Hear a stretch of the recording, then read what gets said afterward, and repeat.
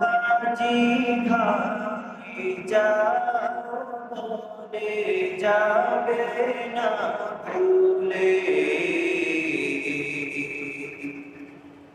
মোদের তুমি স্মরণ করিও বাইতুল্লাহ গিয়ে। ও হাজি ভাই যাও বলে যাবে না ভুলে, মোদের তুমি স্মরণ করিও বাইতুল্লাহ গিয়ে। মিকাত হতে যখন ভাইয়া বাঁধবে ইহরাম, হাওয়ায় জাহাজ চেপে যাবে মসজিদে হারাম। কাবা ঘরে যাওয়ার পরে যেও না ভুলে, কাবা ঘরে যাওয়ার পরে যেও না ভুলে, মোদের তুমি স্মরণ করিও বাইতুল্লাহ গিয়ে।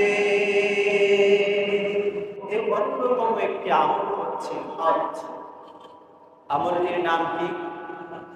হজ। কিন্তু আমাদের সমাজের অনেকেই আমরা এই হজের সময় গাফলতি করি।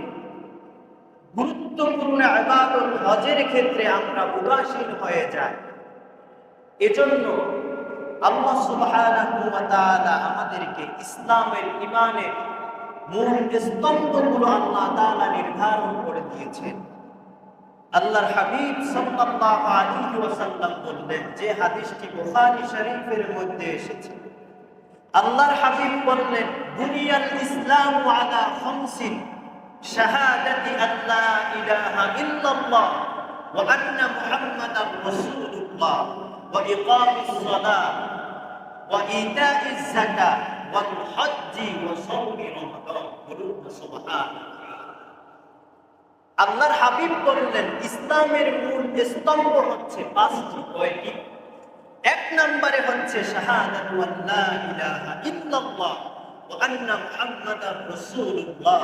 আল্লাহ তাআলা এক বলে এবং মুহাম্মদ সাল্লাল্লাহু আলাইহি ওয়াসাল্লাম আল্লাহর নবী ও রাসূল, এটা সাক্ষ্য দেয়া এবং তার অন্তরে এই বিশ্বাস স্থাপন করলে একজন ব্যক্তি মুমিন, একজন ব্যক্তি মুসলমান হয়ে যায়। বলুন সুবহানাল্লাহ। এরপরে আরো চারটি বিষয় আল্লাহর হাবিব বলে দিয়েছেন, ইকামিস সালাহ ওয়া ইতাইজ যাকাত। চার নম্বরে আল্লাহর হাবিব বললেন হজ। তাহলে মূল স্তম্ভ পাঁচটির মধ্যে একটি অত্যন্ত গুরুত্বপূর্ণ স্তম্ভ, একটি গুরুত্বপূর্ণ ইবাদত হচ্ছে হজ। বলুন সুবহানাল্লাহ। বলবেন, আমি একজন মুমিন বান্দা, তাইলে আপনি ঈমানদার হয়ে যাবেন না। ইবাদত করে আপনি মুসলিম হয়ে যাবেন, বিষয়টি এমন না। আল্লাহ রাব্বুল আলামিন এবং তার রাসূলের উপরে বিশ্বাস স্থাপন করে আল্লাহ তাআলা আপনাকে যা কিছু আদেশ করেছে পালন করো, অর্ডার করেছে, এগুলো বিশ্বাসের সাথে পালন করা, এবং যেগুলো থেকে আল্লাহ পাক রব্বুল আলামিন নিষেধ করেছেন, বিরত থাকার জন্য বলেছেন, এই বিষয়গুলো ঘৃণার সাথে বর্জন করার নামই আপনি একজন প্রকৃত মুমিন মুসলমান হয়ে যাবেন। বলুন সুবহানাল্লাহ। তাহলে রাসূল সাল্লাল্লাহু আলাইহি ওয়াসাল্লাম আমাদেরকে ইসলামের মূল স্তম্ভ পাঁচটি বললেন। এর মধ্যে গুরুত্বপূর্ণ একটি স্তম্ভ, গুরুত্বপূর্ণ একটি ফরজ ইবাদত হচ্ছে এই হজ। আপনি নামাজ আদায় করবেন, আপনি রোজা পালন করবেন, আপনি যাকাত আদায় করবেন, আর যদি আপনি হজের ব্যাপারে উদাসীন হয়ে যান, হজের ব্যাপারে আপনি বিদ্বেষ পোষণ করেন, আপনার এই ঈমান কোন কিয়ামতের ময়দানে কাজে আসবে না।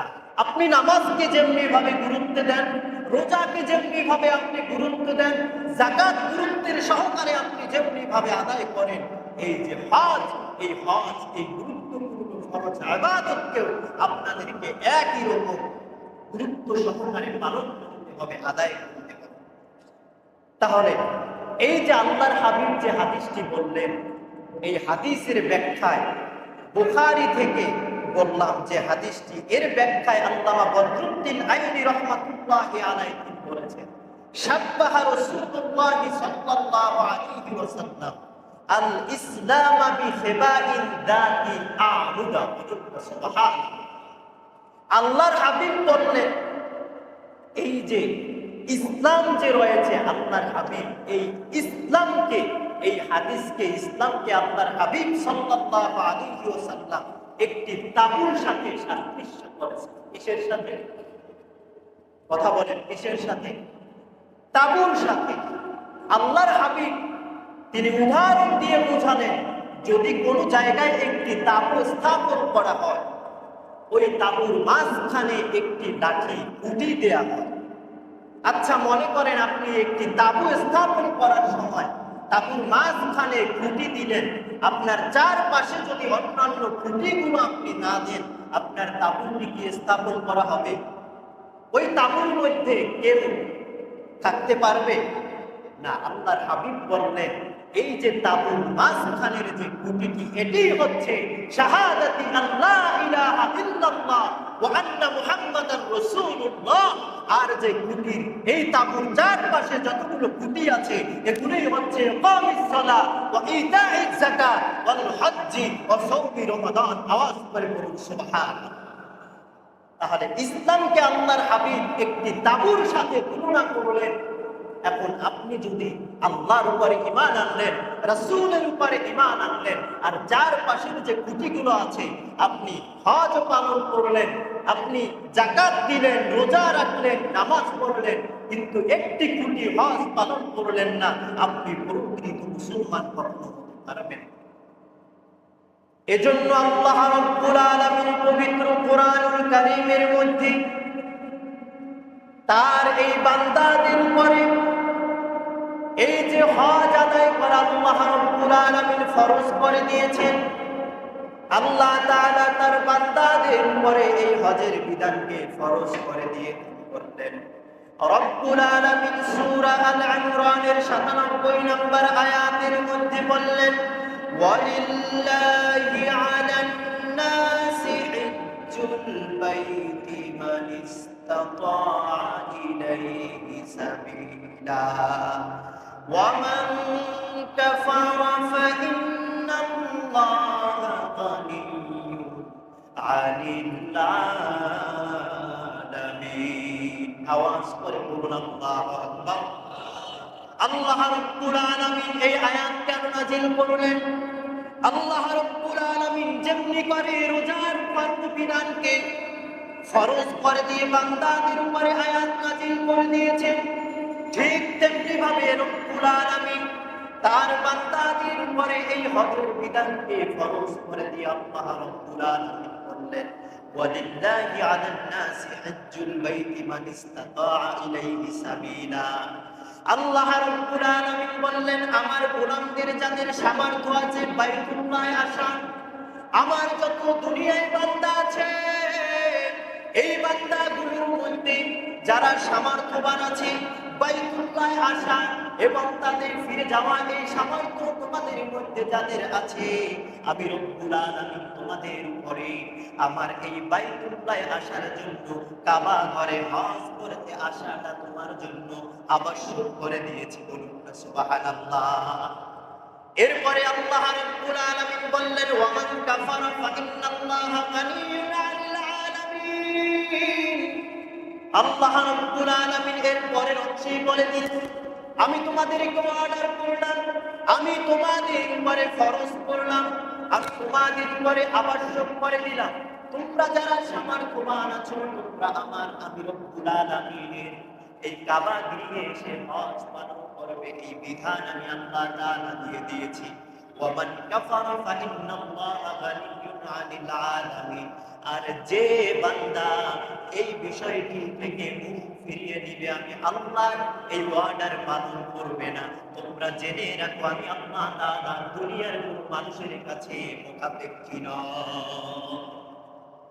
আল্লাহ রাব্বুল আলামিন দুনিয়ার কোন মানুষের কাছে মুখাপেক্ষী নয়, বরং আমরা যারা দুনিয়ায় আছি আমরাই হচ্ছে আল্লাহর কাছে মুখাপেক্ষী। বলুন না ঠিক কিনা?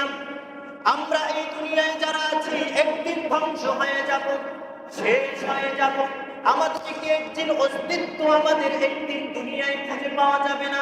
কিন্তু আল্লাহ রাব্বুল আলামিন সূরা আর-রহমানের মধ্যে স্পষ্ট করে দিয়েছেন, রব্বুল আলামিন বলেন, কুল্লু মান আলাইহা ফানি ওয়া ইয়াবকা ওয়াজহু রাব্বিকা যুল জালালি ওয়াল ইকরাম। আওয়াজ করে বলুন আল্লাহু আকবার।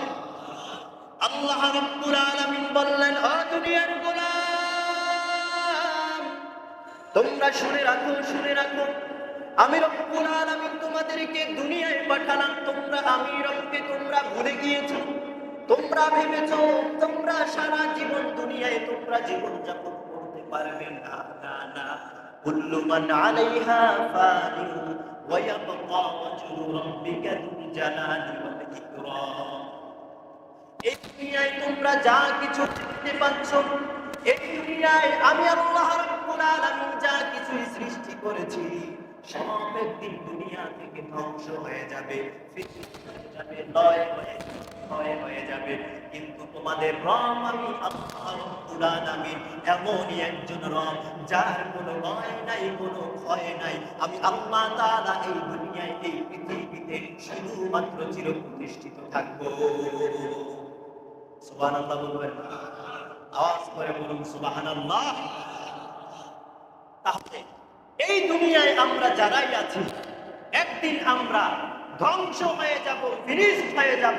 এজন্য আল্লাহ তাআলা বললেন, গোলাম, হজের যে বিধান সামর্থ্যবান ব্যক্তিদের উপরে আমি আল্লাহ তাআলা ফরজ করে দিয়েছি, আবশ্যক করে দিয়েছি। যারা মুখ ফিরিয়ে নিবে, শুনে রাখো আমি আল্লাহ তাআলা তাদের কাছে মুখাপেক্ষী নয়, বরং তারাই আমি রব্বুল আলামিনের কাছে মুখাপেক্ষী। বলুন সুবহানাল্লাহ।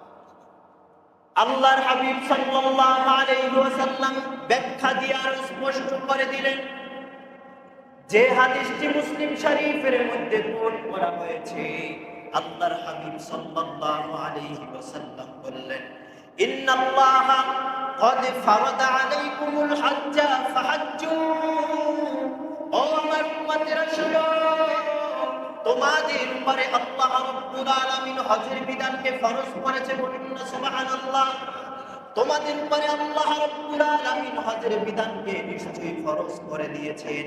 আল্লাহর হাবিব আবার ওয়ার্ডার করে বললেন, ফাহাজ্জু, ফাহাজ্জু, তোমরা হজ পালন করো, হজ পালন করো। সুবহানাল্লাহ। তাহলে সামর্থ্যবান ব্যক্তি যারা আছে তাদের হজ পালন করার দরকার আছে না নাই? আরো জোরে বলেন, আছে না নাই? যারাই সামর্থ্যবান, আপনি নির্দিষ্ট পরিমাণে একটি যাকাত খরচ করার জন্য সম্পদের প্রয়োজন, কিন্তু হজ পালন করার জন্য খরচ হওয়ার জন্য নির্দিষ্ট সম্পদের প্রয়োজন না। আপনি আপনার পরিবারের ভরণ পোষণ দিয়ে বাইতুল্লাহে গিয়ে পথ যদি নিরাপদ হয়, বাইতুল্লাহে গিয়ে আবার ফিরে আসা পর্যন্ত সামর্থ্য যদি আপনার কাছে থাকে, আল্লাহ তাআলা আপনার উপরে এই হজের চমৎকার বিধানকে ফরজ করে দিয়েছেন। বলুন না সুবহানাল্লাহ। আপনি যেমনি ভাবে নামাজ আপনার উপরে ফরজ হলে আপনি সঙ্গে সঙ্গে গুরুত্বের সহকারে আদায় করেন, নামাজ যদি আপনার সন্তানের উপরে ফরজ হয়ে যায়, আপনি ওই সন্তানকে হাদিসের ভাষ্য অনুযায়ী পিটিয়ে বলেন নামাজ পাঠান, ঠিক কিনা? এজন্য নামাজ ফরজ হলে যেমনি ভাবে আপনি নামাজে চলে যান, নামাজ ফরজ মনে করে গুরুত্বের সাথে আদায় করেন, ঠিক তেমনি ভাবে হজ যদি আপনার উপরে ফরজ হয়ে যায়, আল্লাহ তাআলা যদি আপনাকে সামর্থ্যবান বানিয়ে দেয়, তাহলেও নামাজ যেমনি ভাবে গুরুত্ব সহকারে ফরজ মনে করে আপনি আদায় করেন, এই হজ ফরজ হলেও নামাজের মতো ফরজ মনে করে গুরুত্ব সহকারে আপনাকে আদায় করতে হবে।